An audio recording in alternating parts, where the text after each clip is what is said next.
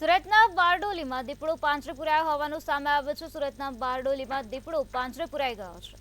તો ધામડોદ લુંબા ગામેથી દીપડો પાંજરે પુરાયો છે। છેલ્લા ઘણા દિવસથી દીપડો આંટાફેરા મારતો હતો। સ્થાનિકોએ વન વિભાગને જાણ કરી હતી, ત્યારે વન વિભાગની ટીમે પાંજરો મૂક્યો હતો। દીપડો પાંજરે પુરાતા ગ્રામજનોએ હાશકારો અનુભવ્યો હતો। દીપડો પાંજરે પુરાતા ગ્રામજનોએ રાહતનો શ્વાસ લીધો હતો। સુરતના બારડોલીના ધામડોદ લુંબા ગામેથી દીપડો પાંજરે પુરાઈ ગયો છે।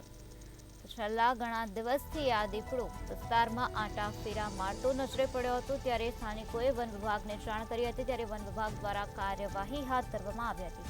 વન વિભાગની ટીમે પાંજરો મૂક્યો હતો, ત્યારે દીપડો પાંજરે પુરાતા ગ્રામજનોએ હાશકારો અનુભવ્યો છે।